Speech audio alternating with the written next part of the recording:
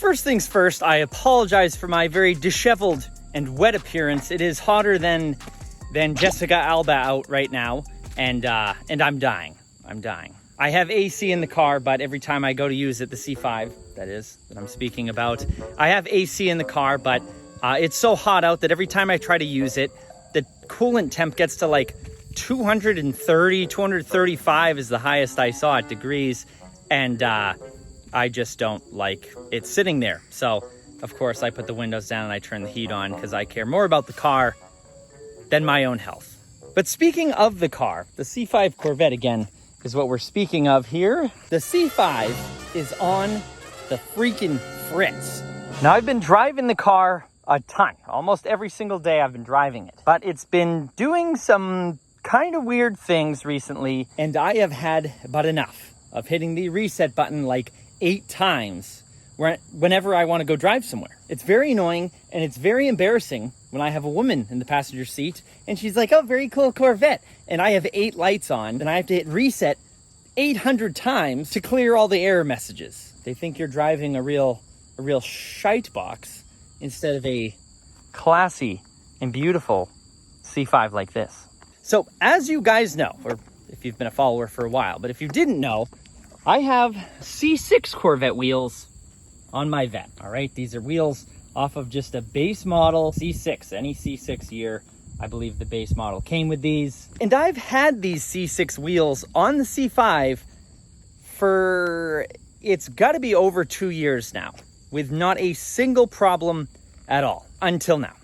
And I don't know what caused it. The weird thing is there was a span about a month ago where I wasn't driving the car that much.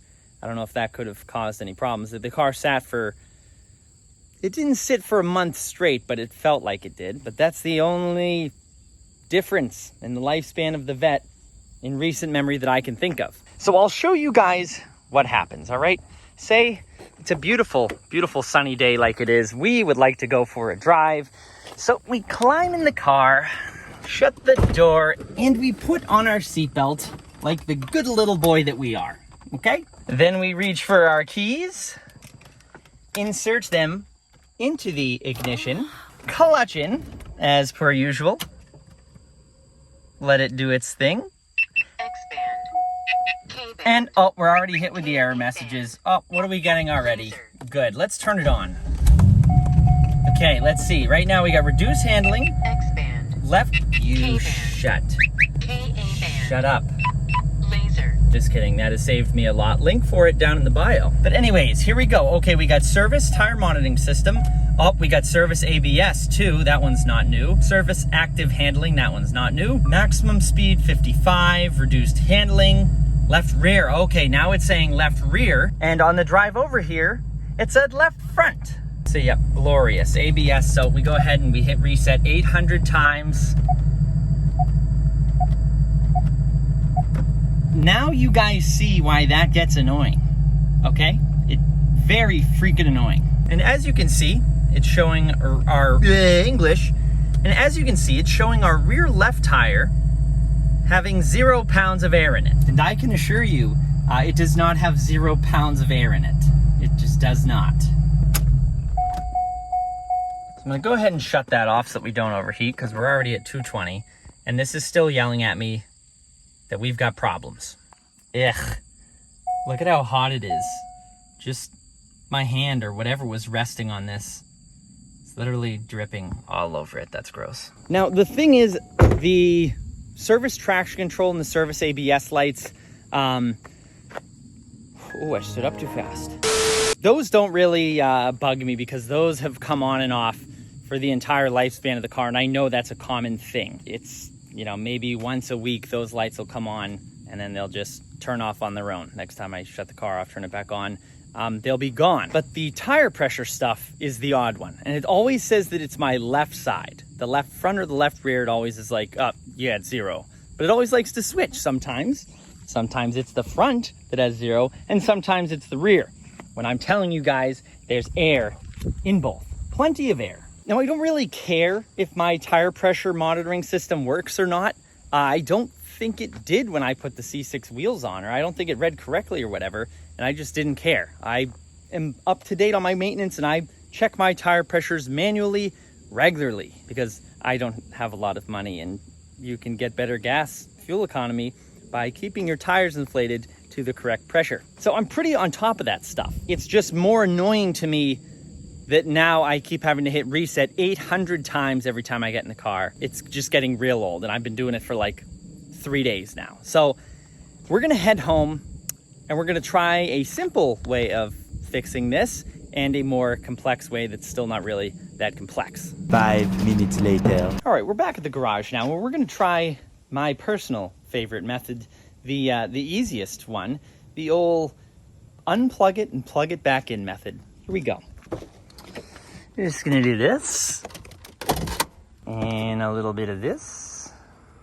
Then we're gonna do a little bit of this. You shouldn't use vice grips. I'm only using them because my thingy is stripped down there, but we're gonna do a little bit of this. Oh God, it's stuck. It's hard with one hand. Oh God.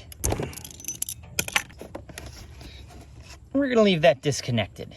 And now we're gonna wait 5-10 minutes, and we're gonna come back, put it back on, start the car, and see if it's still having any wonky issues. A few moments later. All right, 10 minutes, 30 seconds, same difference.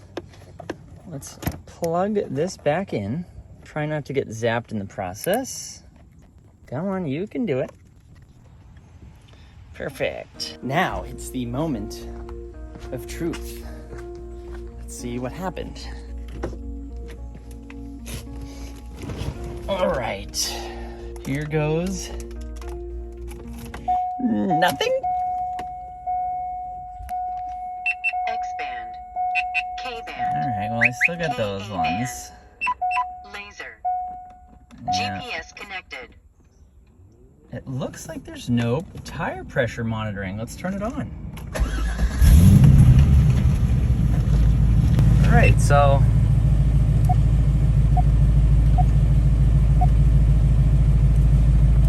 there's no more tire pressure and monitoring problems. Well, I simply can't believe that it was that easy. Would you shut? I'm surprised that that did it. I was not sold that that was going to fix anything at all, or at least reset it enough to make it go away. Again, as I said with the traction control, ABS, active handling, whatever, all that stuff, that has come and gone forever. It just kind of goes away on its own and comes back when it wants. Not really looking much deeper into that. That wasn't the one that annoyed me. It was the tire pressure monitoring, because that came on every single time. So I am going to take the car for a quick drive right now. Go around and turn it off and on a few times. Make sure that doesn't, the tire monitoring system, make sure that stuff doesn't come back up. But if it doesn't, that's a great day. 1 pair of pants later.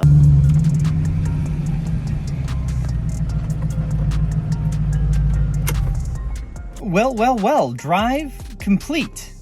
The tire monitoring system error never came on, and I haven't actually checked to see what it's showing for the pressures on that side, but I do not care. I'm just surprised that the service tire monitoring system or whatever kept coming up has not come back on. And I've turned the car off and turned it on about 3-4 times. Every time I came to a stop sign, I would just turn it off and turn it back on. And unfortunately, the ABS and the traction control lights, those have been persistent. Those have stayed on. Again, not really too worried about those ones, don't really care. But I just wanted to show you guys, in case you did put C6 wheels on your C5 and didn't do anything with the tire monitoring system, and you got that error message, before you spend a bunch of money on TPMS sensors, you can try this. Unless you want your tire pressure monitoring system to work, in that case, then you should do something else and not this. But thanks for tuning into this quick, short, instructional, not really instructional video. I hope it at least helped some of you out. I will see you guys in the next one. Oh, it is about to thunder. I should put my windows up. I will see you guys in the next one. Happy motoring.